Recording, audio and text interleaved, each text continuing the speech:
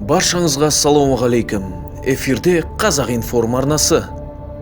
Осы күнгі бейнеролигіміз қысқаша ақпараттық түрде өтетін болады. Бірақ қалай болса да, жайғасып отыра беріңіздер. Біз бастаймыз.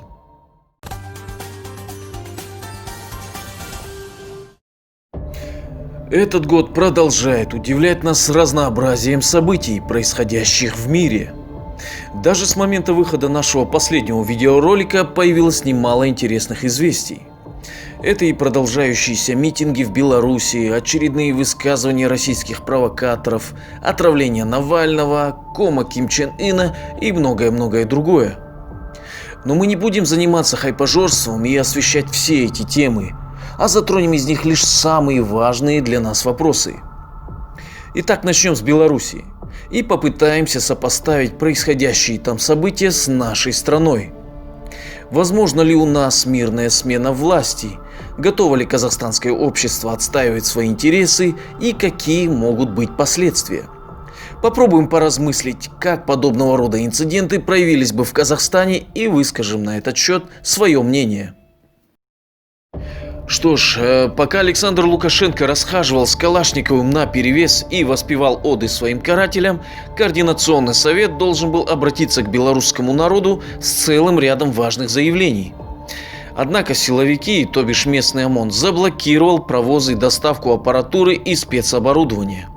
В этой связи организовать митинг у гостиницы «Планета» не получилось.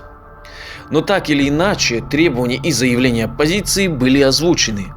И члены Совета все-таки выступили перед народом. Возымеют ли они должный эффект, покажет время.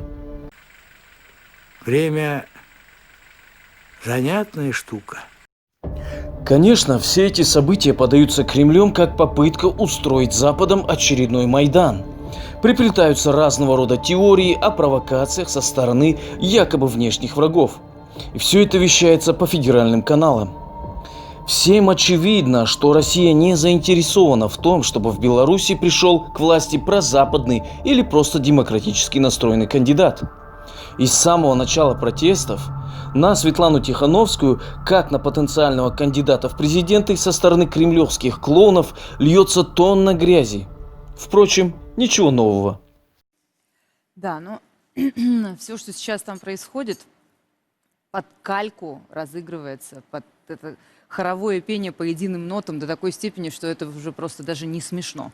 Когда выбирается какой-то кандидат, причем совершенно непонятно, почему Запад обязательно должен выбрать как можно большего фрика. Если вот Грузия, так уж Саакашвили. Если Украина, так уж Ющенко. Если Беларусь, так Тихановская. Вот телеграм-каналы писали вчера и сегодня, Низыгари, некоторые другие.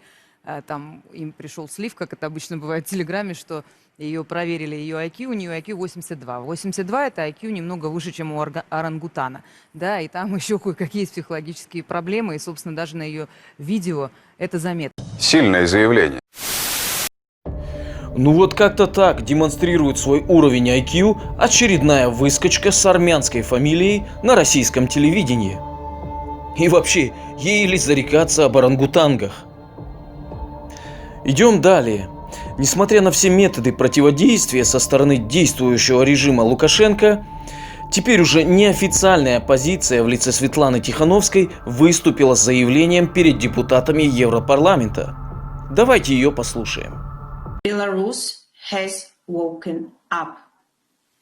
We are not the opposition anymore. We are the majority now. The peaceful revolution is taking place. The revolution in Belarus is not a geopolitical revolution. It is neither a pro-Russian nor anti-Russian revolution.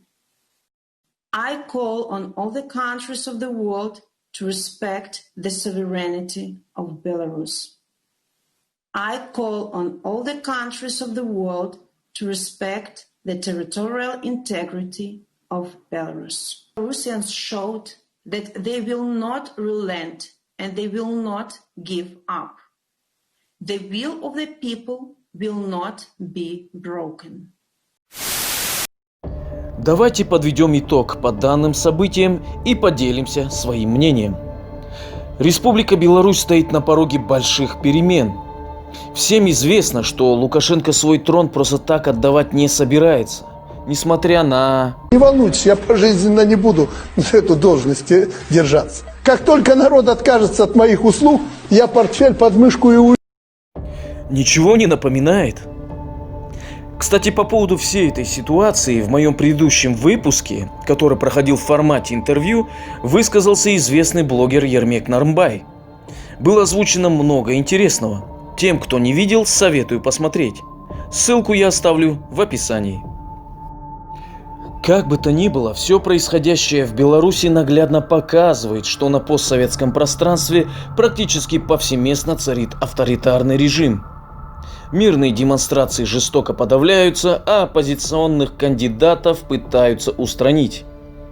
Все это еще больше усиливает антиправительственные настроения у народа. И Лукашенко сейчас действительно в шатком положении.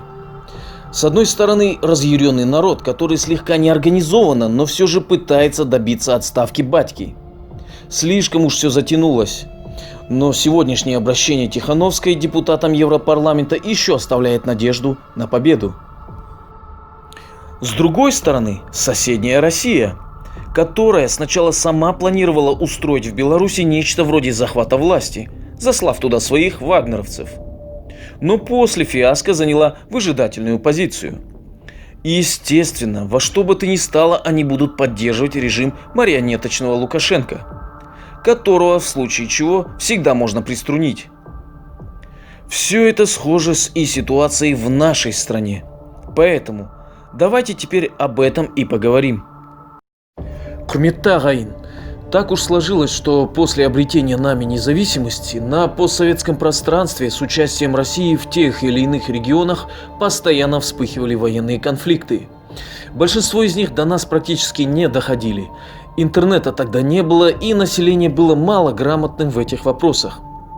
Да и отголоски советской пропаганды еще были сильны у народа, и мы не могли видеть полноты всей картины происходящего. Даже про события в Чечне и Грузии казахстанцы мало что знали, только в общих чертах. По-настоящему мировое сообщество всколыхнула Украина, и наше казахстанское общество наконец стало интересоваться геополитикой. Ведь біздің қазақты часто трудно расшевелить, и исторически так повелось, что только когда враг уже практически на подходе к нашим границам, мы начинаем просыпаться. Да и то, ваты и манкуртов у нас по-прежнему много. Поэтому мы должны максимально извлекать пользу из того, что происходит у соседей, и учиться на их ошибках. Казахтар, сегодня гремит Беларусь, завтра может прийти наш черед. Рано или поздно большие изменения произойдут и у нас, и вот тогда народ должен быть един, смотреть в одну сторону. А нас до сих пор активно пытаются разделять, как внешние враги, так и внутренние. Сначала выскажусь о внутренних проблемах самого народа. Но перед этим подмечу, моя цель – объединение, а не разобщение. Поэтому прошу, в комментариях реагируйте адекватно. На севере Казахстана и там, где многочисленно проживает русскоязычное население, устоялся навязанный стереотип о казахском менталитете. Мол, грамотно и без акцента говорящие казахи – это элита, интеллектуалы. А южане, және біздің қарапайым қазақ тілді бауырлар, необразованные мамбеты. Они хитрые и неграмотные.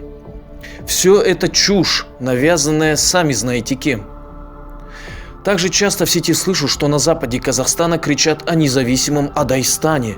Мол, хватит кормить тех, кто не вступился за нас при беспорядках в Жанаузене, и нужно отделяться. На востоке якобы казахи уже смешались с китайцами, а северные казахи, по мнению южан, это уже шохнып кеткен орыс-кулдар. И так далее, и тому подобное. Все это только губит нас и разобщает. Это я еще не говорил про деление на жузы и ру. Казахтар, не ведитесь на это. Мы должны это преодолевать. Теперь поговорим о внешних и внутренних врагах.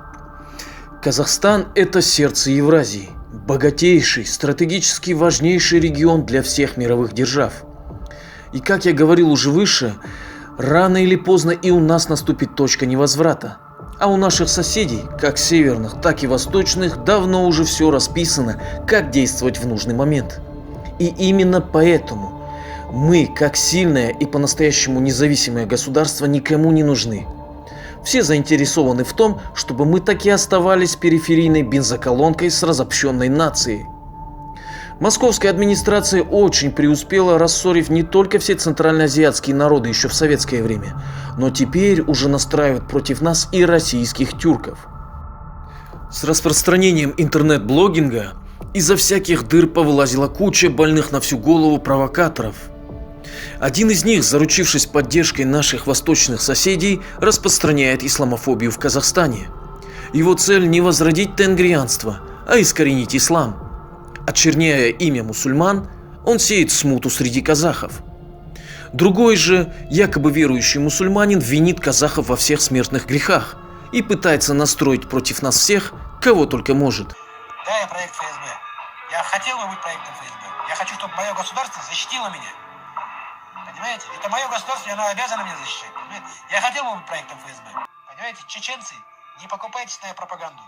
Я знаю, да, вы им благодарны, вы благодарны, алхамдулилля, народ. Вы жили благодаря казахам. Но те казахи и эти казахи — это две большие разницы. Эти казахи уроды. Я прямо говорю вам, уроды. Если не верите, давайте выходить в прямой эфир, докажите мне, что вы не уроды. А я вам докажу, что вам уроды. Сказочный долбоеб. Зачем его только из больницы выпустили? Этот засранец даже не скрывает, по чьему приказу он действует. Но таким образом он стравливает по сути два братских народа – казах и ногай. Все чаще мы видим пророссийские настроения и у наших юго-восточных соседей, у которых от имени Кенесары кровь стынет в жилах.